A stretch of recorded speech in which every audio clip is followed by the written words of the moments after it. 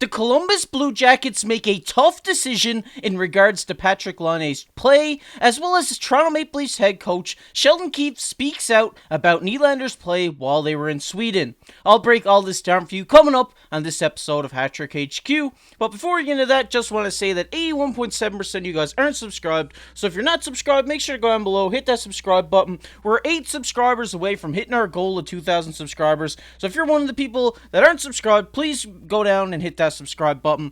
But with that said, let's get right into the first topic of the video today, and that is Blue Jackets make a tough decision. And as we seen here earlier today, that Patrik Laine will be a healthy scratch for the Blue Jackets tonight.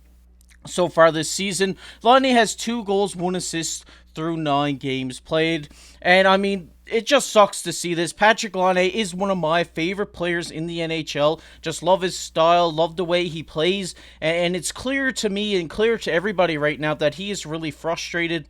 I mean, you seen him on the bench the other night, snapping his twig over the side of the bench. So he's clearly, dealing with something right now, and he's kind of in a little bit of a slump.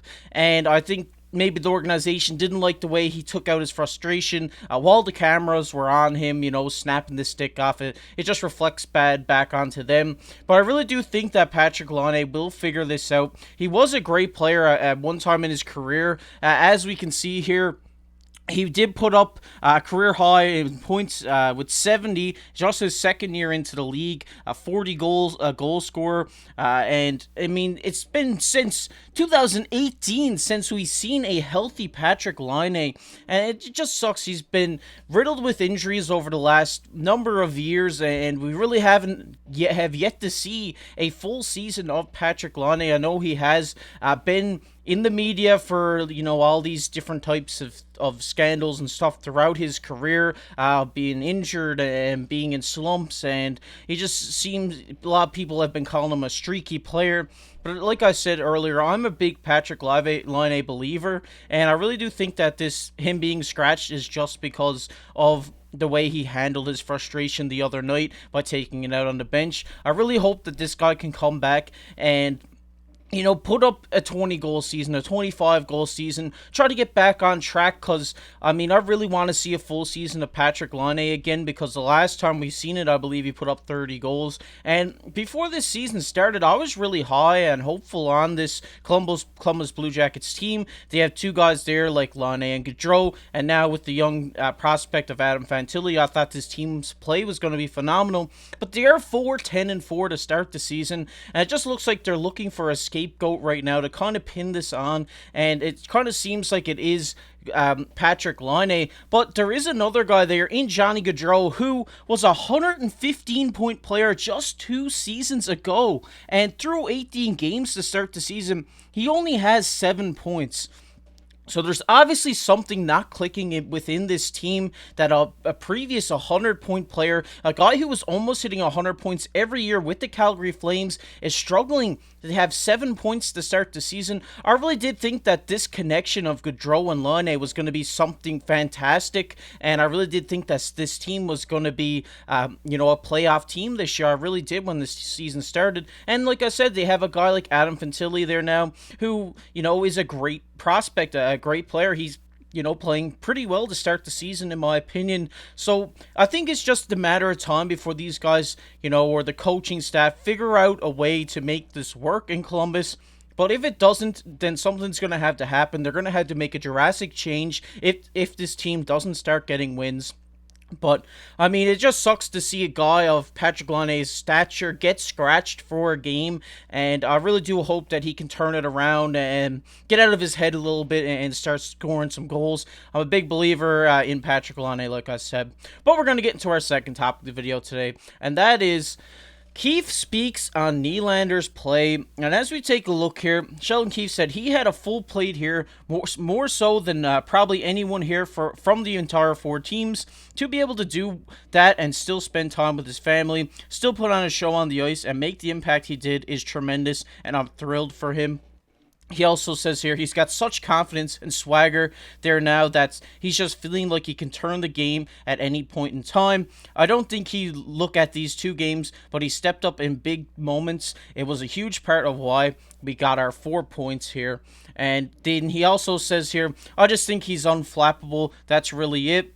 He says, whether it's the spotlight of playing in Toronto and the media and all the different things that come with being a Maple Leaf, I don't think that phases him. I think he loves it and enjoys it. He lives here in Sweden's biggest city, and you can see he's a bit of a rock star here. And we learned that. And obviously, William Nylander is the rock star of the Toronto Maple Leafs right now, extending that point streak to 17 games in this morning's contest.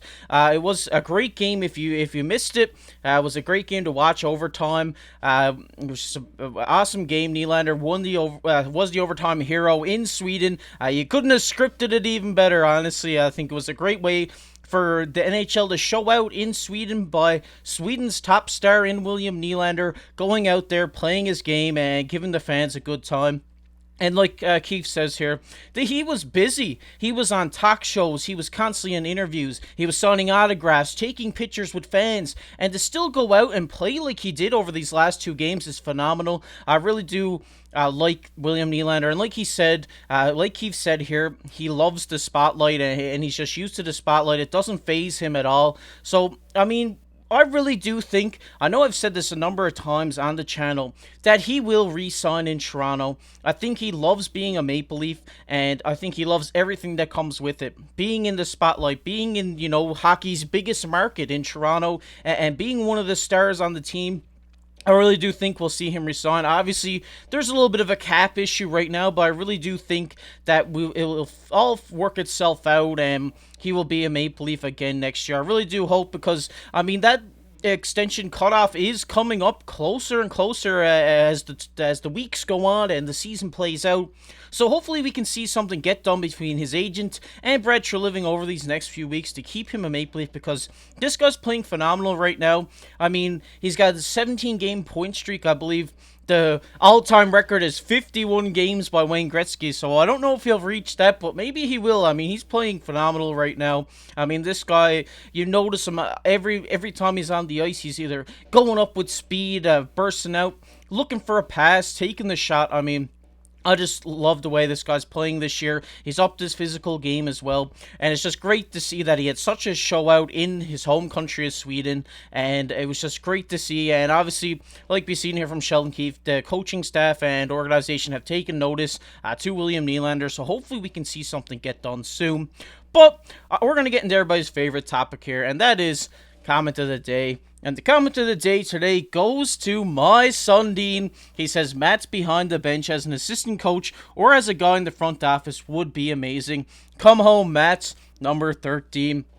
Shout out to you, my son Dean. I appreciate the comment on the video there. I know everybody wants to see Matt Sundin back in Toronto. Some might say the greatest Leaf of all time. I mean, it'd just be great to see him back behind the bench. I know he did drop the puck drop today, and he come out to present the first star award after the game, and he gave the boys a little fist pump, so I think he's fired up to be back around the game. I think we will see him in the next few years back in Toronto. But if you guys enjoyed this video, make sure to go down below, hit that like button, hit that subscribe button. Like I said, we're only 8 subscribers away from hitting our goal of 2,000, so if 8 of you out there watching that aren't subscribed, go down and smash that subscribe button for me.